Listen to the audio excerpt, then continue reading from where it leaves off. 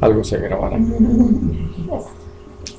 Y entonces, al mirar todo esto de lo que Dios ya nos ha hecho participar en cuanto a lo que es el Señor mismo, en su poder, en su gloria, en su sabiduría, en su justicia, en su verdad, en su eternidad.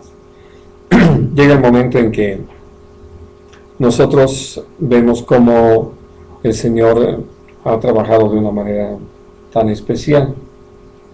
Y hablando entonces de ser valientes, quiero que miremos con la palabra de Dios esto que sucedió con David, hablando de los valientes de David.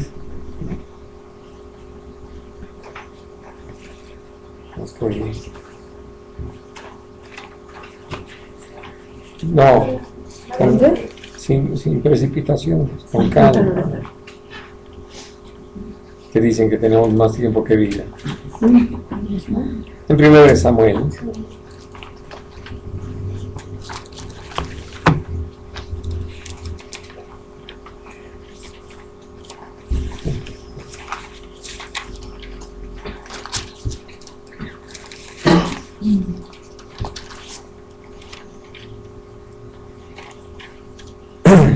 Y vamos al capítulo 22.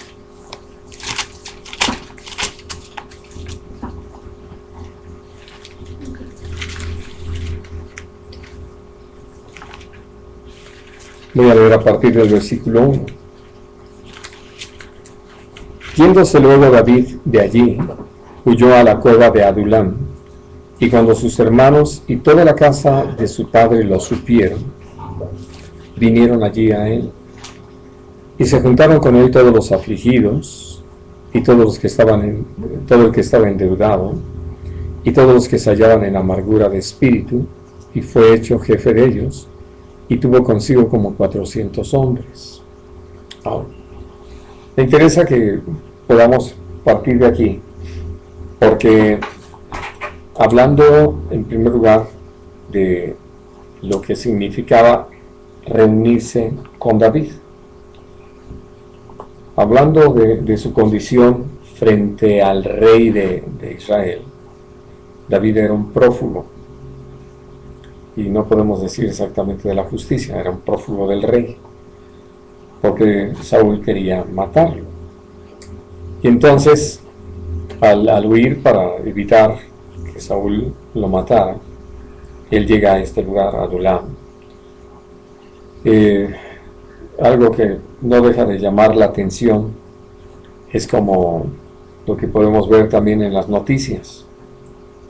De repente vemos a los reporteros que ya llegaron a tratar con determinadas personas que se supone que las autoridades no encuentran. Bueno, digo se supone. Y viene a ser tan simpático esto, pues se entera a la familia de David dónde está David y pueden ir con él. Pero también se enteran todas las personas que, como lo menciona en este pasaje, estas tres clases de personas, o algunos tal vez hasta tenían las tres condiciones, algunos nada más una, pero los afligidos, los endeudados y los amargados de espíritu. Ahora, yo les pregunto a ustedes, ¿qué podríamos esperar de gente así? Viendo lo que vemos, ¿qué podríamos esperar de gente así?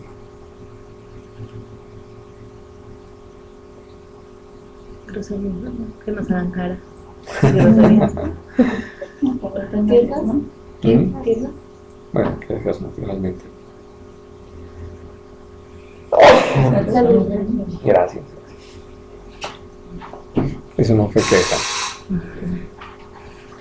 Sino, hablando de ¿qué podrían ustedes pensar que podrían recibir? Por eso les decía que podrían esperar personas así. Naturalmente quejas. Y hablo de que fueron con David. Bien, a ver qué hace por ellos, ¿no? O sea, bueno, pues por ellos. Así es. Y ahora sí que, como tenemos nuestra frasecita, David podía decirle, sube a buen árbol se arrima, yo ando prófugo del rey. Bueno, pero finalmente lo que nosotros encontramos es cómo el Señor habla de que toda esta gente estaba quebrantada, es decir, había venido algún quebranto a su vida, que por eso estaban afligidos, endeudados y amargados de espíritu. Entonces, en medio de todo esto, uno diría, qué contingente. Y dice, y como 400. Y hablando de eso, lo que quiero decirles es como aparece en la palabra de Dios y lo leemos o lo vemos en el pasaje de Jeremías, donde Dios le pide que vaya a la casa del alfarero. Y entonces, hablando de un cuadro que se presenta ahí y que uno aprende, es cuáles son las personas que son más útiles para el Señor, de acuerdo a lo que enseñó nuestro Señor Jesucristo. Es la gente quebrantada. Por eso, por un lado dijo, a los pobres es anunciado el Evangelio. Pero también le dijo a Simón el fariseo, a quien más le es perdonado, más agradece. ¿Y a quién le es perdonado más? A los más pecados. Mucho más pecado, ¿no?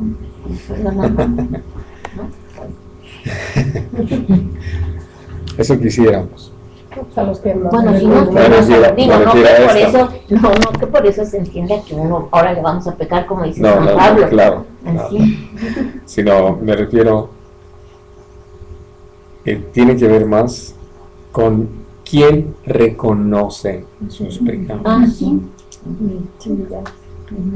Porque cuando le dice a Simón, a quien más le es perdonado, más agradece. ¿Qué pasaba con Simón? ¿Cuál era el problema de Simón, el fariseo? Pues que él se consideraba justo. Entonces, a mí no me tiene nada que perdonar. Entonces, Y ustedes saben, con la mujer. claro, Así hay muchas personas. así es. Y uno diría, pues, realmente, puestos en juicio delante de Dios, pues su historial empieza por su soberbia. Y que hemos visto a la luz de la palabra de Dios que nada aborrece más el Señor ni castiga más rápidamente que la soberbia.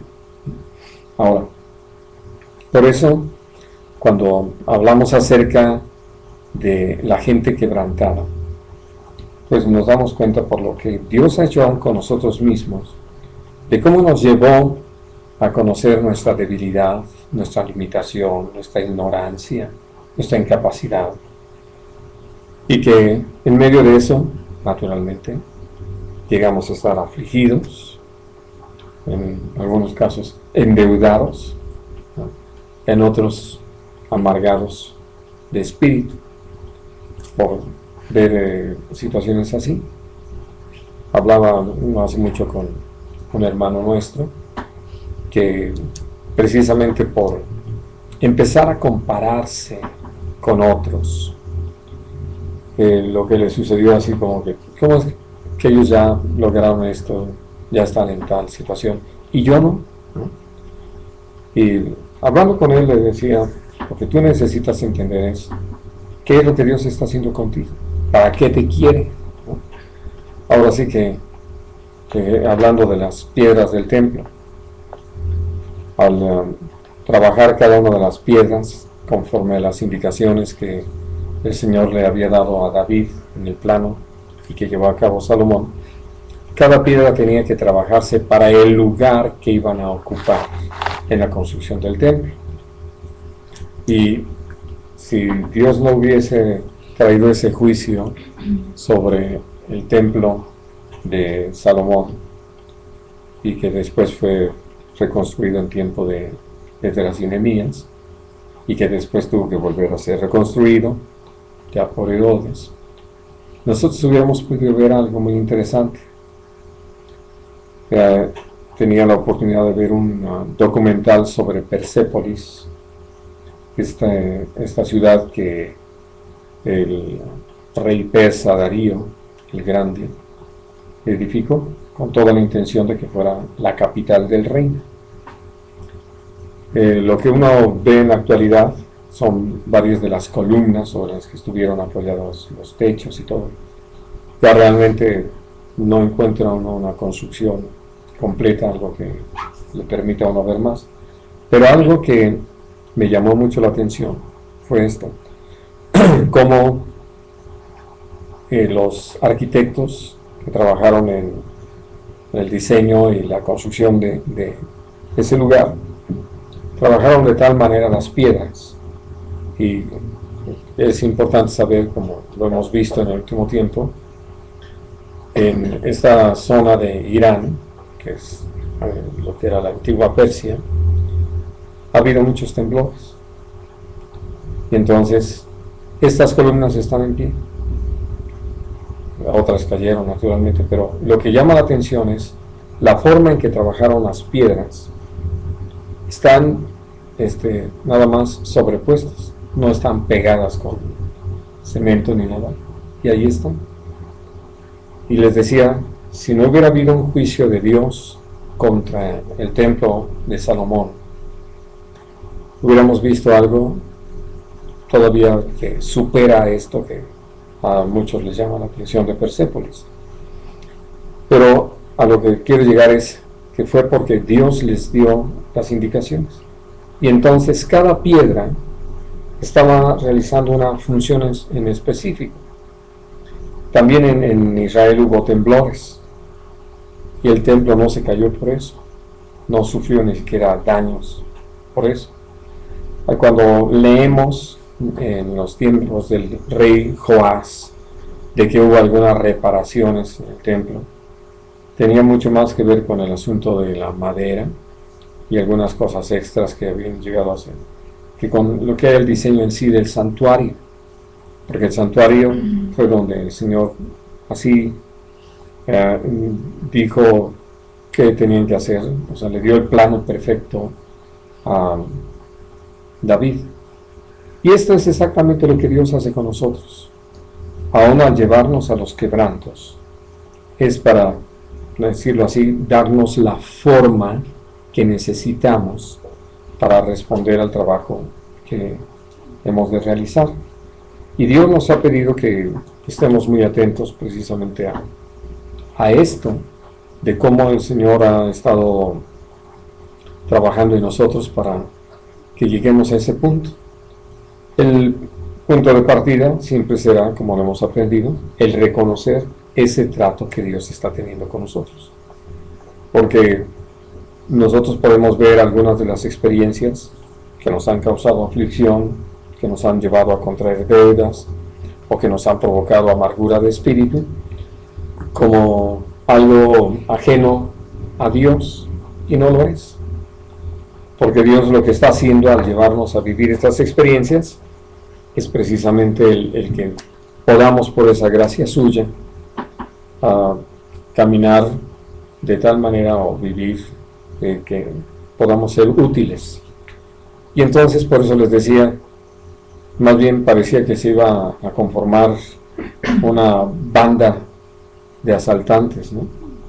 Y lo digo porque hoy en día, cuando están hablando acerca de lo que ha pasado con muchos jóvenes principalmente, dicen, pues es que como vienen de familias que se dispersaron, que se disolvieron, porque los padres se separaron, o porque el padre abandonó el hogar, etcétera, o porque se murió la madre, entonces vienen de situaciones familiares muy críticas, y que por eso es muy fácil que se dejen llevar por las, ahora sí, promesas y, como se dice, ilusiones que les crean los del crimen organizado y los narcotraficantes, hablándoles de todo lo que pueden obtener.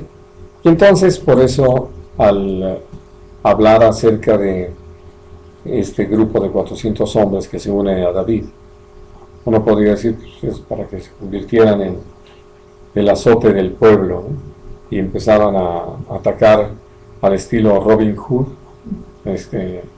a todos los que eran los trabajadores del rey Juan.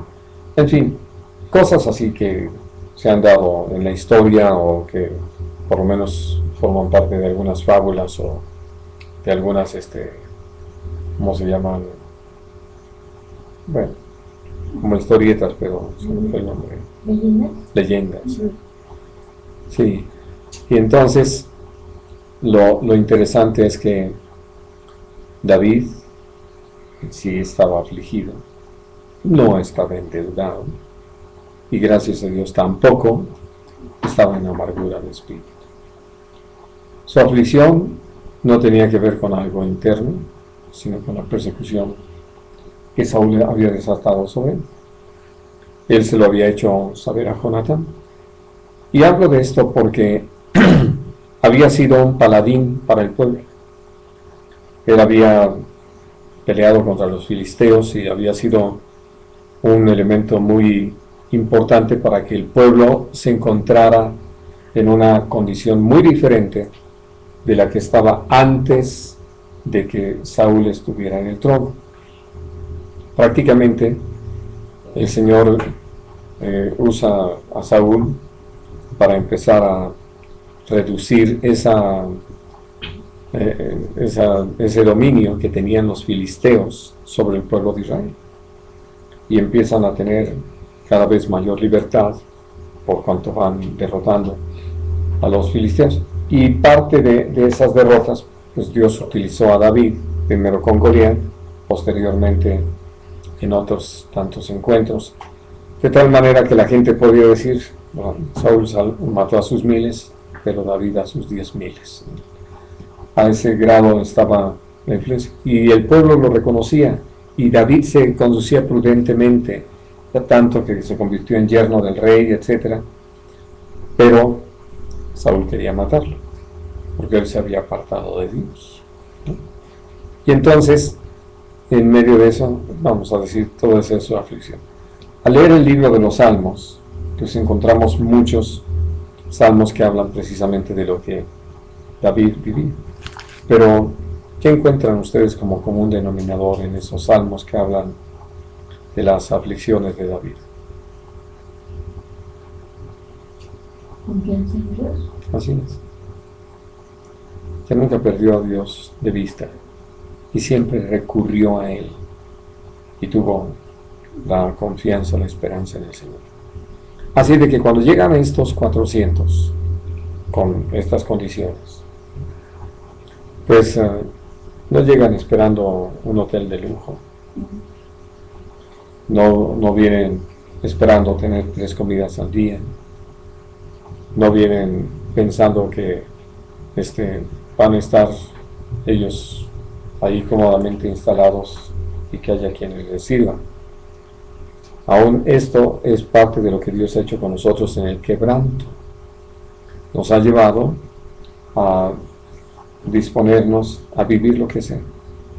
Cuando vemos todos estos cuadros de la gente que ha tenido que perder todos sus bienes por las inundaciones, que han tenido que moverse a los albergues, y que cuando uno ve lo que hay en los albergues, pues en lo mejor de los casos sus cáteres, pero en muchos casos ha sido literalmente en el suelo, y que si pueden poner algo nada más para evitar lo frío del piso, pues qué bueno, y ahí están.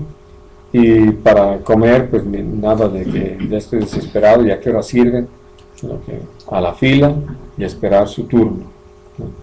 ¿Y qué hay de comer? Pues lo que hayan preparado los soldados para alimentar, o el grupo de voluntarios, jóvenes.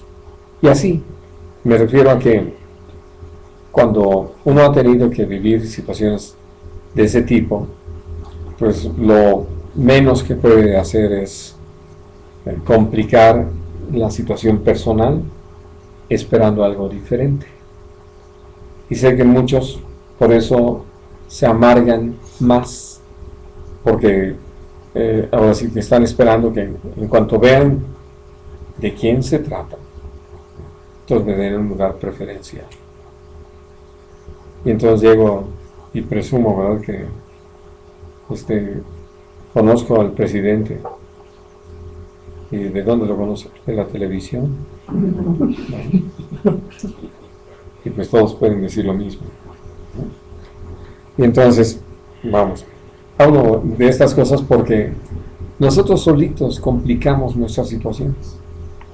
Por eso cuando uno empieza a ver el trabajo que hizo David con esta gente, pues prácticamente es el trabajo en la iglesia. Bien, quiero que recuerden conmigo esto que dice 1 Corintios 1.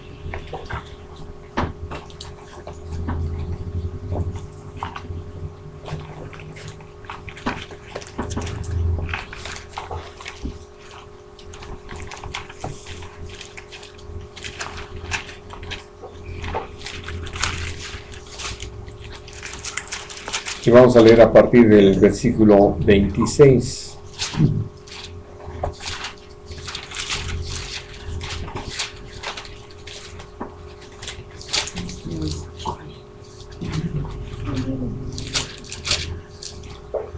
Dice, pues mirad, hermanos, vuestra vocación, que no sois muchos sabios según la carne, ni muchos poderosos, ni muchos nobles, sino que lo necio del mundo escogió Dios para avergonzar a los sabios, y lo débil del mundo escogió Dios para avergonzar a lo fuerte, y lo vil del mundo y lo menospreciado escogió Dios, y lo que no es, para deshacer lo que es, a fin de que nadie se jacte en su presencia. Mas por él estáis vosotros en Cristo Jesús, el cual nos ha sido hecho por Dios sabiduría, justificación, santificación y redención, para que, como está escrito, el que se gloría, gloríese en el Señor. Y vamos al capítulo 6, ahí mismo de 1 Corintios. Salud. 6.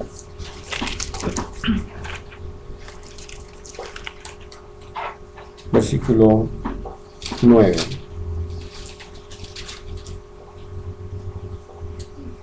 Dice, ¿no sabéis que los injustos no heredarán el reino de Dios? No erréis, ni los fornicarios, ni los idólatras, ni los adúlteros, ni los afeminados, ni los que se echan con varones, ni los ladrones, ni los avaros, ni los borrachos, ni los maldicientes, ni los estafadores heredarán el reino de Dios. Y esto erais algunos, mas ya habéis sido lavados, ya habéis sido santificados, ya habéis sido justificados en el nombre del Señor Jesús y por el Espíritu de nuestro Dios. Ahora, hablando de estos dos pasajes, de cómo vemos que la iglesia ha sido conformada pues por personas que uno diría, oye, ¿qué ocurrencias poner a tal tipo de gente, ¿no? ¿Por qué no buscar a los ilustres y a los sobresalientes y a los genios y todo eso? Bueno, porque personas así consideran que pudieran por sí mismos y que no necesitan a Dios. Y no digo que todos, hay sus excepciones. Pero hablando de ese problema de la soberbia del ser humano que nos aleja tanto del Señor, y que entonces, por eso podemos ver que quienes responden al llamado de nuestro Señor Jesucristo es la gente quebrantada, es la gente que ya ha vivido de tal forma y ha sido ninguneada, despreciada, como esto que leíamos en el capítulo 1. Así, la es del mundo. nadie quisiera trabajar con ellos. No le importaría a las personas tomarlos en cuenta. Más bien casi uno diría que mejor que desaparezcan. Pero son personas, son almas. Y esto es precisamente lo que Dios nos ha permitido descubrir. Por eso, hablando acerca de ese papel de David, en razón de estas personas que llegaron con él, una situación que uno no puede pasar por alto es el hecho de cómo David no los repudió. Nos dijo, no, bastantes problemas tengo en lo personal como para que todavía vengan a colgarme los que traen ustedes, ¿no? Y casi decirles, ahora sí que búsquense otro lugar, huyan a otra parte si van de huida, o vayan a consolarse a otro lado. Tan conocía al Señor y había vivido en esa relación con el Señor, que él mismo no estaba allí, ahora sí que conmiserándose. Y estoy mencionando esto porque ustedes y yo sabemos que en el lenguaje de la gente, una de las cosas más comunes ha sido, como lo decía María de la Luz, las quejas. Y nos quejamos de todo. Y hasta gente que uno diría, pues, ¿de qué se queja? ¿No? Apreciándolo a nosotros, lo tiene todo. Bueno, pero se queja del mal gobierno. Y se queja del agujero en la capa de ozono. Y se queja de que hoy está lloviendo y él quería sol porque tenía una fiestecita del parque.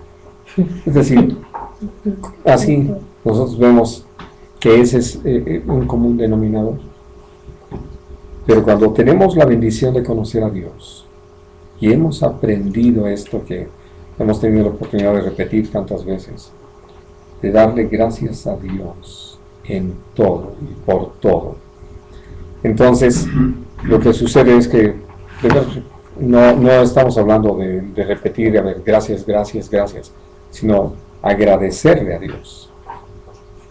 Ser quienes somos, estar donde estamos, en la condición en la que nos encontramos, con las capacidades que al Señor le parece bien que tengamos o lo que no tenemos.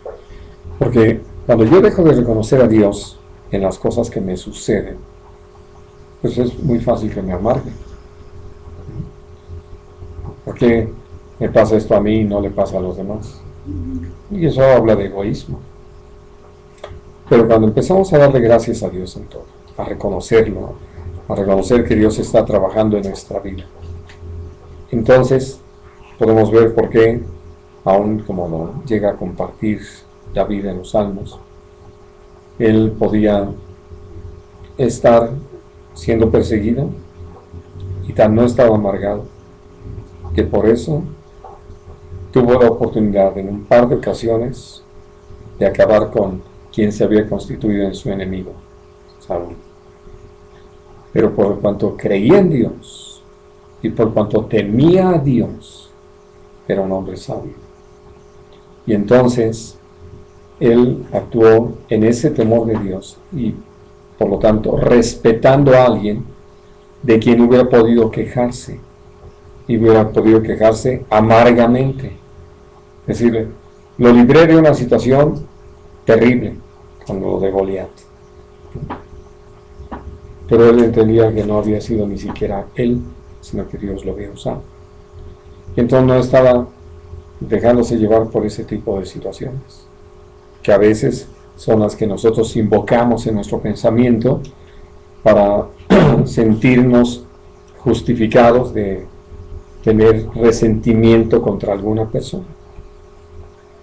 Él, hablando de David, pudo simplemente reconocer que formaba parte de lo que el Señor estaba tratando con él, por eso recurre a Dios, y esto lo lleva a tener una posición y una firmeza que vuelca sobre los 400, porque los convierte en un ejército ordenado, tanto que, como lo describe capítulos adelante de donde leímos ahí en 1 Samuel, al estar ahí en la cueva y que entra Saúl, están sus hombres, los que le estaban acompañando.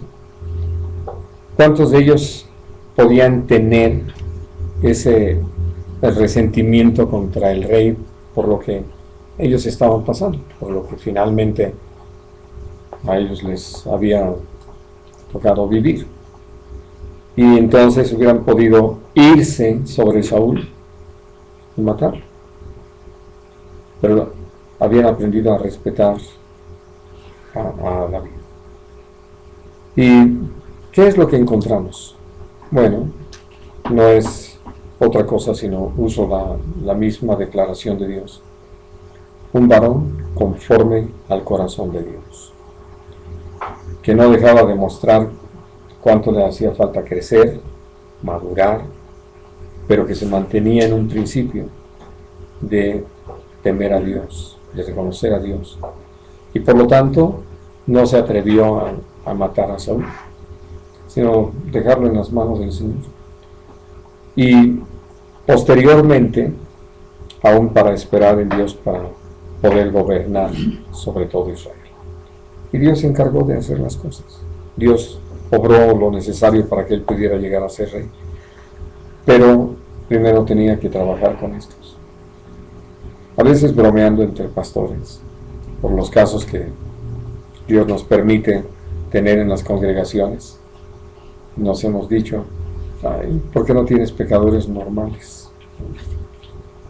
Hablando de que amargados, afligidos, endeudados, o sea, bueno, algo que ha sido muy interesante. Hemos tenido la oportunidad de tener en la congregación gente que, claro, ya llegan quebrantados, que tuvieron antes una condición económica pues bastante solvente, y que Dios tuvo que tratar con ellos en ese terreno porque su confianza estaba pues en lo material, en el dinero. Para que pudieran conocerlo, Dios simplemente se encargó de obrar lo necesario para que no lo tuvieran. Y entonces, ya cuando llegan con uno, pues ya llegan más bien en el plan de ser ayudados, de ser apoyados, que de poder ser un apoyo. Y uno ve eso, ¿no? Y uno tiene la oportunidad de entender este cuadro al que se enfrentó David, donde la gente que llegó con él, pues ni siquiera podía decir, vamos a recoger una ofrenda, hermanos, porque vamos a hacer alguna cosa. No, pues vengo endeudado.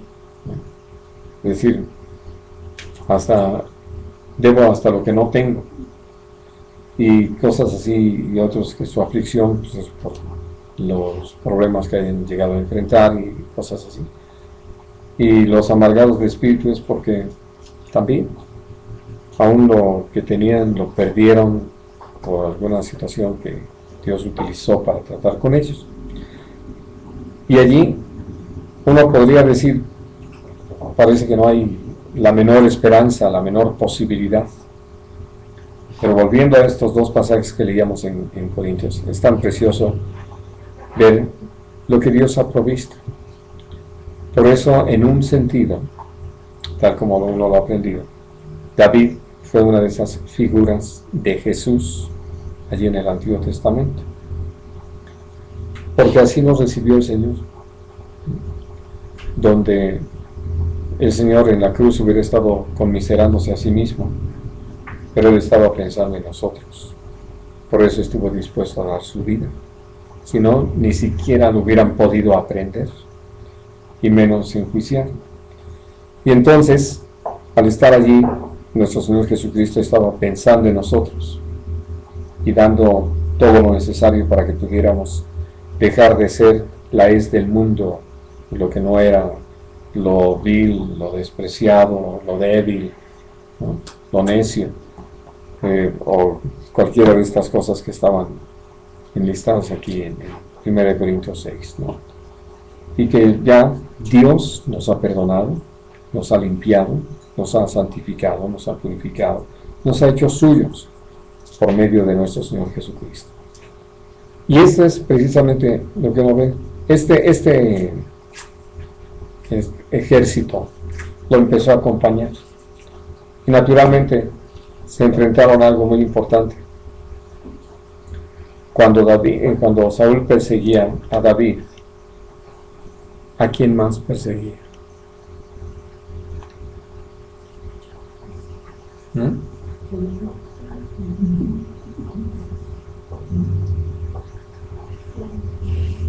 No sé, pero digamos, si había una promesa de Dios a través del linaje de David, pues al perseguir a David, perseguiría a ese linaje. Ya se fue muy adelante. Ya se fue a segunda de Samuel. Sí, ya me puse. Pues a los 400 que estaban con él. La suerte de David iba a ser la suerte de ellos. Eso es precisamente lo que Dios ha querido que entendamos. Al estar en Cristo, la suerte de Jesús es la nuestra.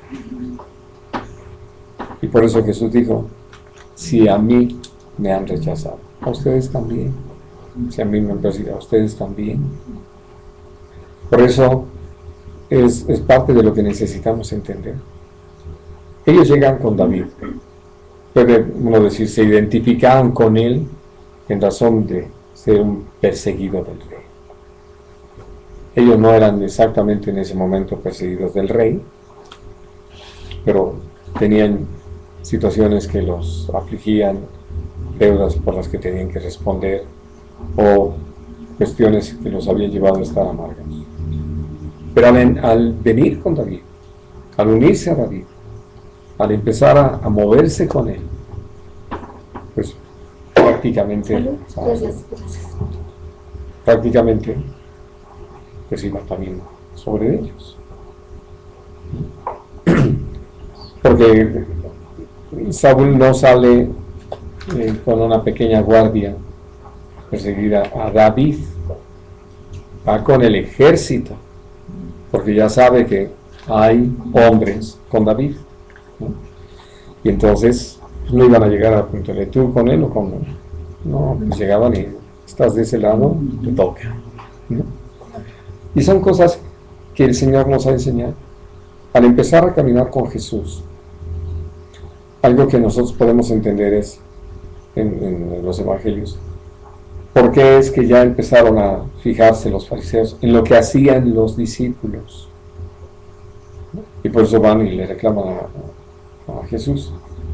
¿Por qué es que tus discípulos hacen lo que no es lícito hacer en sábado? Cuando estaban arrancando las espigas y tallando los granos para poder comérselos, ¿no? O después, cuando se lo preguntan, ¿por qué los discípulos de Juan y los de los fariseos ayunan y los tuyos no? Y alguien diría, uy, ahora ya está, todos se fijan en mí, sí, porque estoy con Jesús.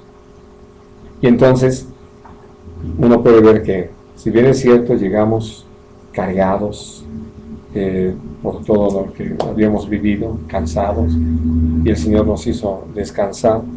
Maravilloso ese descanso, porque les decía, se unieron a alguien que era un paladín para el pueblo. Y entonces podían sentirse, no sé, acogidos, seguros, cosas así. Pero resulta que no tardaron mucho en descubrir que estar con David era correr su misma suerte. Eso es exactamente lo que Dios nos ha enseñado a nosotros. Estar con Cristo es correr su misma suerte. Que cualquiera que esté contra Jesús prácticamente está contra nosotros. Y no podemos, ahora sí que tratar de salirnos de eso, de quitarnos de eso, de eliminar esa situación sobre nuestra vida. Y que de alguna forma, al poder pensar en lo que Dios nos permita vivir, yo pueda hacerme a un lado, porque eso sería tanto como negar al Señor. Y, o imagínense a estos 400 que ven el ejército y se hacen a un lado. Venías por David. Ahí está. Creo que el hecho de que hayan llegado con él, el trabajo que empezó a darse, la forma en que él empezó a compartir su fe, a enseñarlos a depender de Dios, los llevó a vivir muchas de las experiencias que están narradas aquí en 1 Samuel, porque sí se convirtieron en un ejército que empezó a infligirles muchas derrotas a los filisteos, a los amalecitas, en fin, y que todo esto pues sí trajo finalmente una repercusión a favor de Israel, pero él estaba de hecho hasta en territorio filisteo, le habían asignado una ciudad, allí estaban todos estos hombres y otros más que se habían unido hasta llegar a ser 600, habían llevado también sus familias allá a la ciudad de Ziklag, y pues ya tenían una situación bastante diferente de lo que habían vivido antes, pero tenían un orden, tenían alguien que los lideraba, pero que además estaba realmente interesado en ellos, porque en decir que he hecho un análisis profundo de la administración de Saúl, no veo que haya hecho cosas como las que sí quedan registradas en cuanto al trabajo de David y el trabajo posteriormente de Salomón y algunos otros reyes. Cuando vemos, casi se había limitado a poder echar fuera a los filisteos, pero el pueblo no tenía una mayor forma, todavía estaba amorfo en cuanto a lo que era necesario. Sin duda debe haber sido ya grato para ellos no tener tanta opresión del enemigo, pero se necesitaba mucho más que eso. Y que cuando nosotros vemos entonces la llegada de David al reino, empieza a darle forma, pero eso empezó a hacerlo desde estos 400. Por eso vamos a mirar más adelante con la ayuda del Señor lo que esto representó. Para terminar el día de hoy quiero pedirles que leamos primero en Hebreos, en el capítulo 2.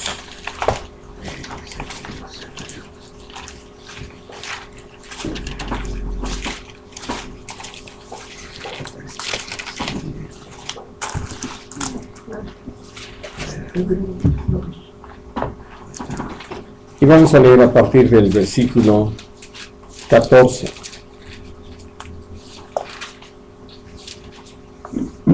Dice: así que, por cuanto los hijos participaron de carne y sangre, él también participó de lo mismo, para destruir por medio de la muerte al que tenía el imperio de la muerte, esto es, al diablo, y librar a todos los que por el temor de la muerte estaban durante toda la vida sujetos a servidumbre.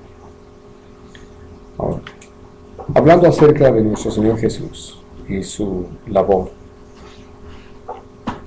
si tenemos que hablar de un valiente, podemos hablar sin temor a equivocarnos de nuestro Señor Jesucristo. Él enfrentó con total y absoluta valentía aún la muerte. No dejó de manifestar el hecho de que no era un osado ni tenía una idea equivocada, por así que no era un kamikaze o alguno de estos hombres y mujeres que se han inmolado como hombres bomba o llevando un carro bomba para destruir a los que consideran sus enemigos dentro del Islam, que más bien lo hacen ahora sí que en la idea pues de matar a otros, aunque van a morir, no la de nuestro Señor Jesucristo. de dar su vida en rescate nuestro, de morir ocupando nuestro lugar. Y como lo acabamos de leer, para librar por medio de la muerte a todos los que por el temor a la muerte estábamos sujetos a servidumbre. Y entonces, lo que nosotros miramos y que viene a ser muy importante es como lo que hizo nuestro Señor Jesucristo se convierte en toda una provocación para nosotros. Quiero que lean conmigo allí en el libro de los Hechos,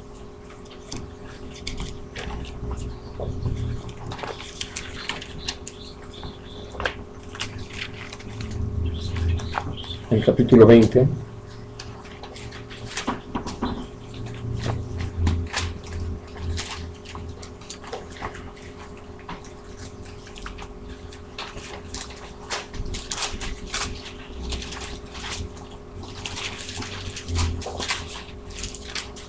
Y vamos a leer a partir del versículo 22.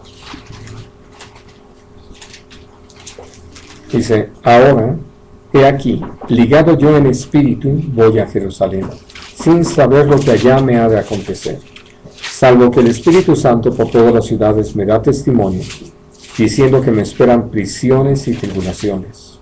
Pero de ninguna cosa hago caso, ni estimo preciosa mi vida para mí mismo, con tal que acabe mi carrera con gozo y el ministerio que recibí del Señor Jesús, para dar testimonio del Evangelio de la gracia de Dios.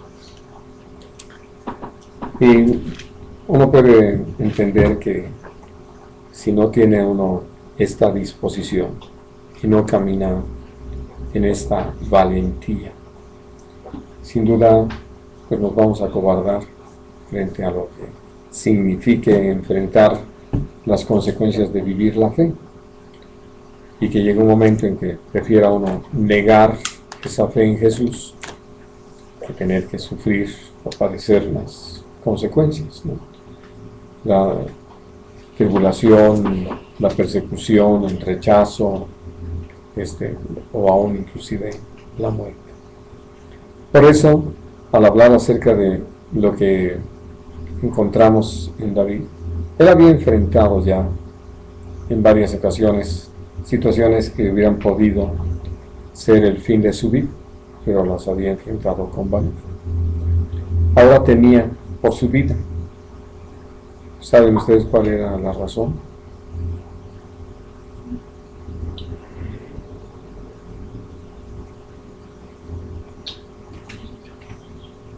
Por las personas que estaban con él. En estos momentos que hemos estado considerando en el capítulo 22 de Samuel, él temía por su vida.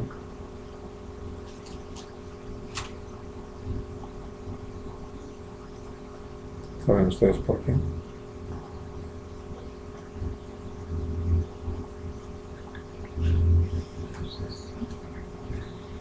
Pues porque Saúl quería matarlo.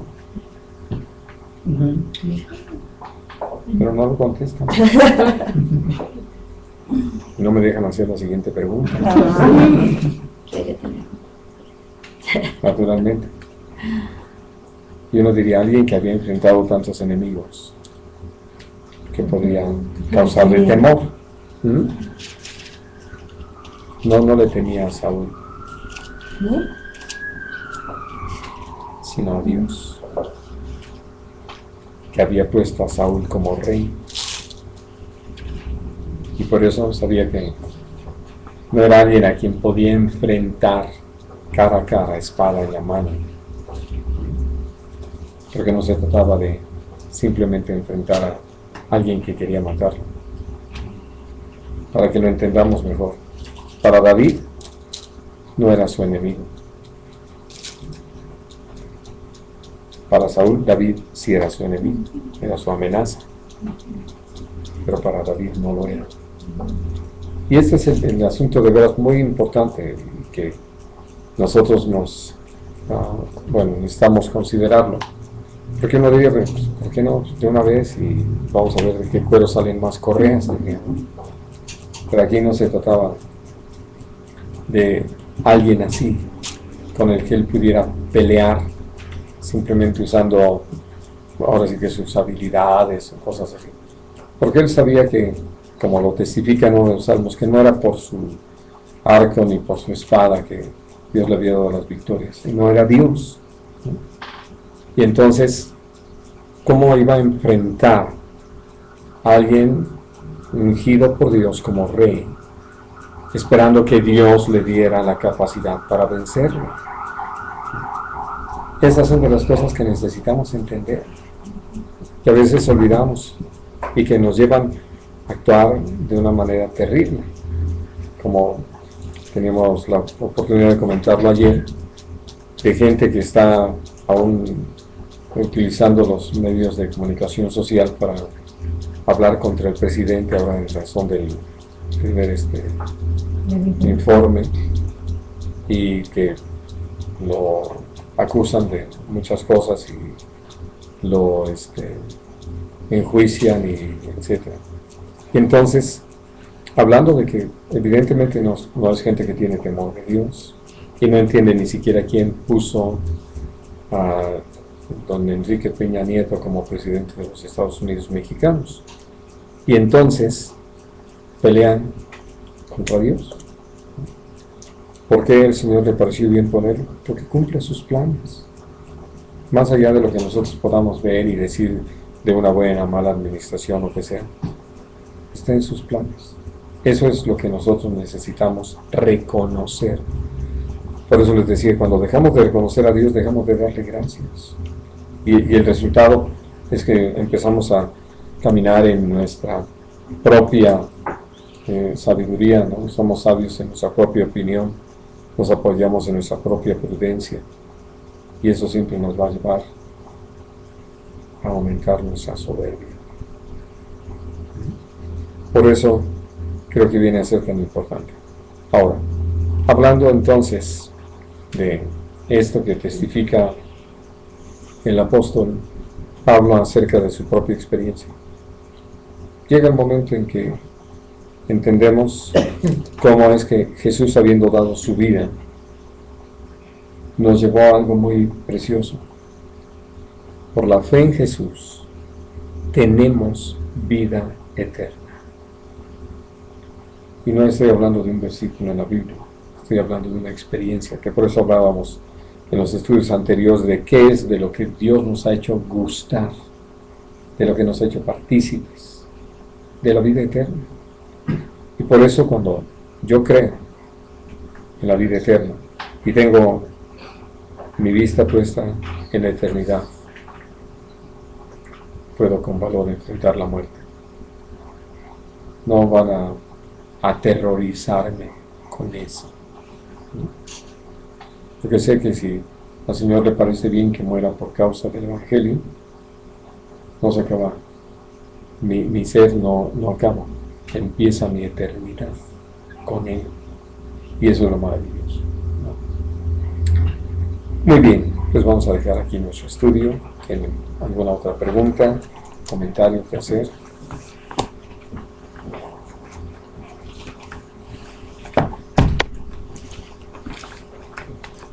Hermano, ¿cómo sería una cuestión práctica, aparte de la que ya nos dijo sobre el presidente de la República, de que nosotros atentáramos contra algo que Dios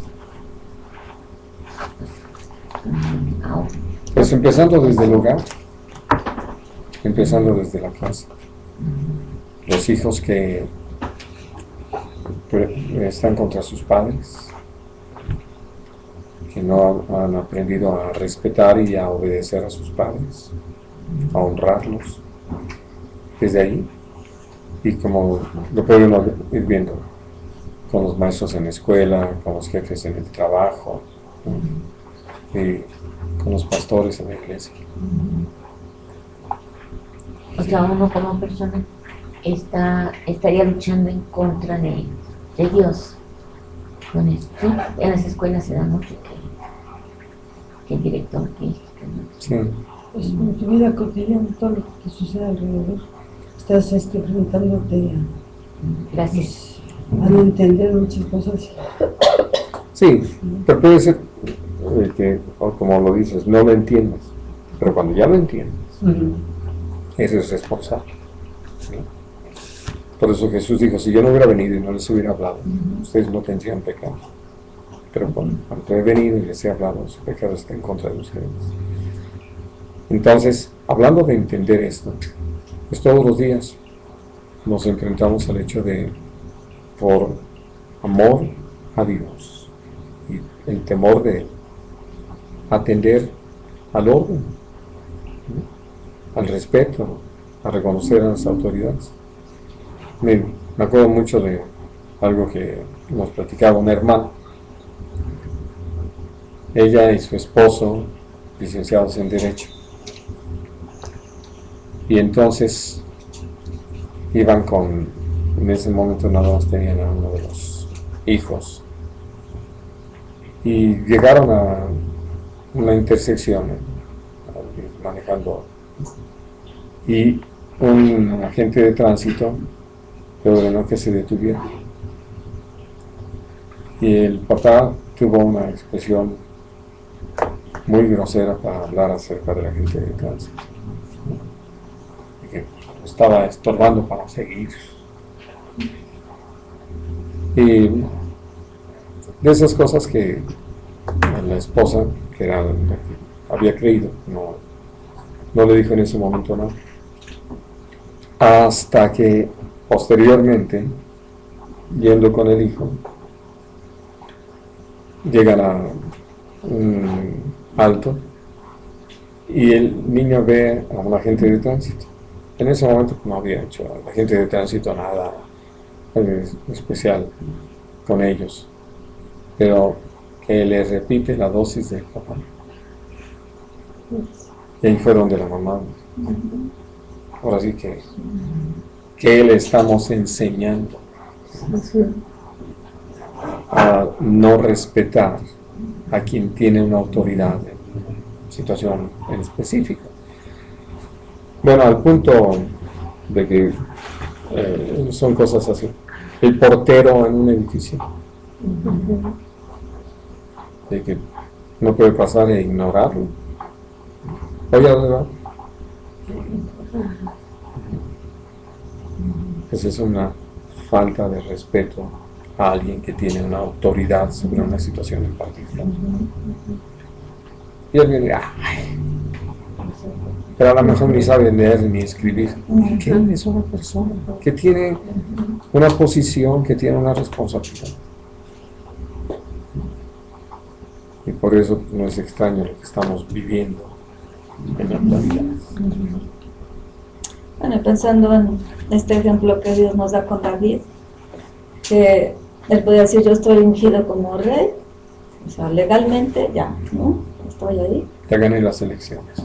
Y que él se espera, porque aún su mismo ejército, bueno, los cercanos le dicen, pues hay la oportunidad de, aquí lo matamos y ya, ¿no? Nos acabamos con toda esta persecución.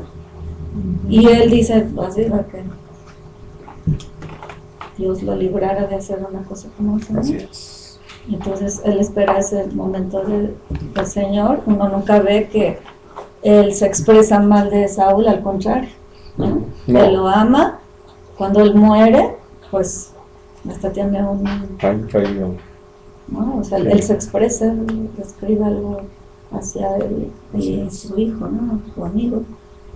Y esto a mí se me hace tan interesante, el que no tenemos por qué tener ninguna expresión hacia las cosas que estamos viendo, mejor les remitimos al Señor, Sí. ¿no? Hablando de las autoridades, porque precisamente esto que comentabas, algo lo decías ayer con respecto a esta chica que conocemos de mucho tiempo, que tiene una hijita, y entonces ella escribe ahí en internet, y o sea, expresiones horribles en contra del presidente. Y entonces comentábamos, esto está enseñándole, o sea, que no se asombre cuando la niña crezca y le diga a Le ella, falta el no respeto. tanto hacia afuera, a ella. Ella le está enseñando que no hay un principio de autoridad ni de respeto, ¿no? Hablando de... Que del cuando alguien Señor. se siente justificado, faltar el respeto de desobedecer, lo puede hacer. No Pero importa ahí si está, es ¿no? justo o no. Pero que vamos mucho más allá, ni siquiera es sobre la persona, es el Señor respaldando la autoridad que Él ha puesto. Claro.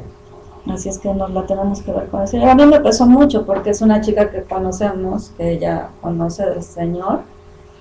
Y yo le decía, a mí me pesa mucho porque ella se pone en una posición muy difícil delante de Dios.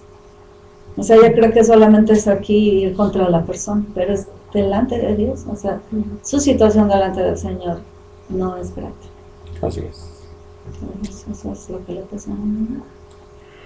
Sí, tal como ayer llevé a Johan a que lo inyectaran y la persona que lo inyectó dice, pues es que por no hubo clases y todos los paros de maestros, dice, ni dan clases. Y yo dije, pues ¿quién las da? ¿No? Que los maestros no dan las clases, que no sé por qué se manifiesta. Yo me quedé callada. Que no es mi asunto en meterme en cosas que solamente el Señor sabe. Ellos están protestando por cosas justas, por lo que leí y por lo que sé, ¿no? Que dicen que les van a quitar varias cosas, ¿no? Y según ellos manifiestan, bueno, dejan una hojita. Y digo, bueno, aún lo que sea delante del Señor, no me toca a mí andar diciendo cosas que no sé, que no debo yo de juzgar. Oiga, hermano, y en el caso de, siempre me he preguntado cuando Saúl le pide a su escudero Que lo mate.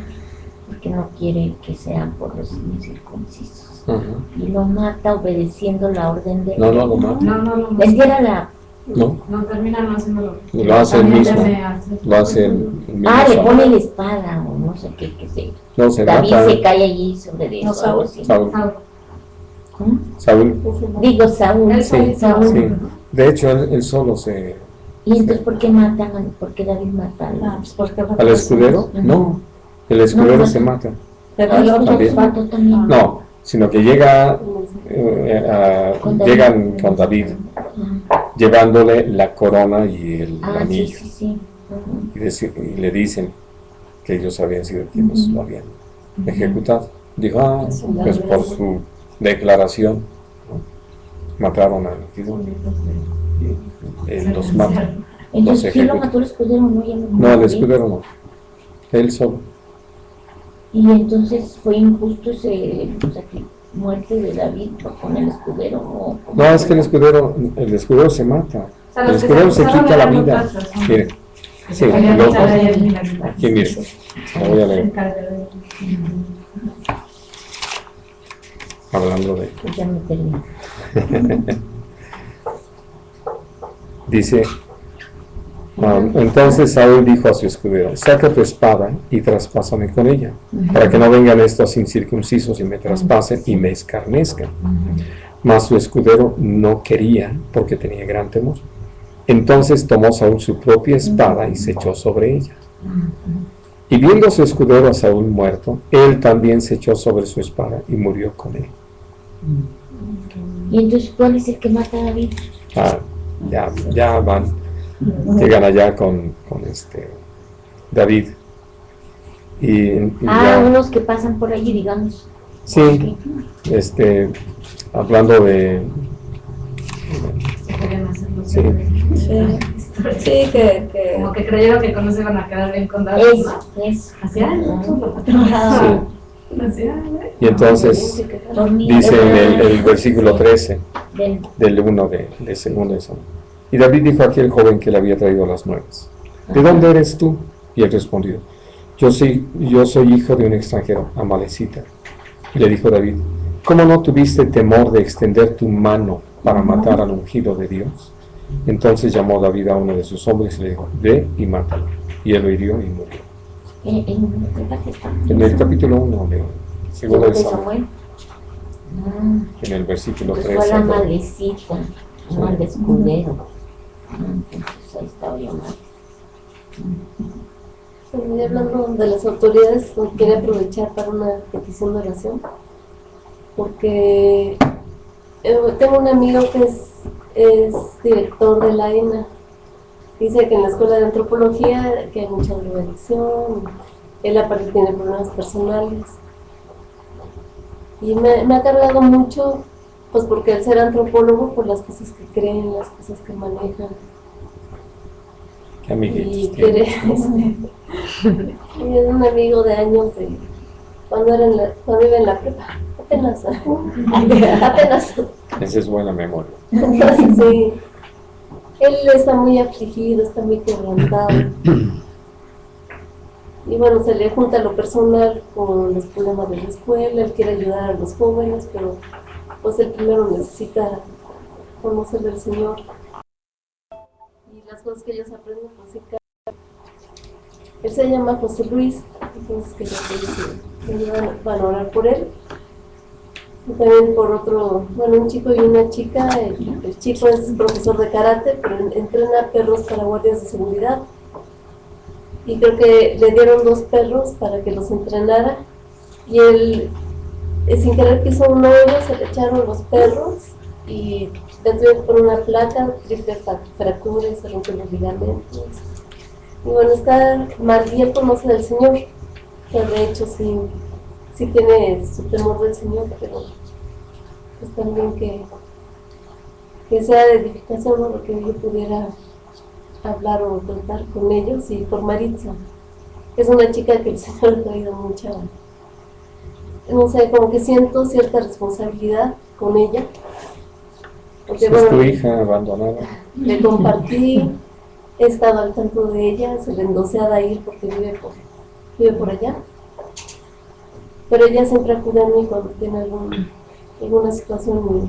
Y sí le pido al Señor que me dé mucha sabiduría para saber qué decirle a cada quien en cada caso, y sobre todo que sea de edificación. Esta persona, bueno, se llama Marcos, el profesor. Ella es Maritza y José Luis es esta persona de la ENA. Ya que me habías adelantado. María.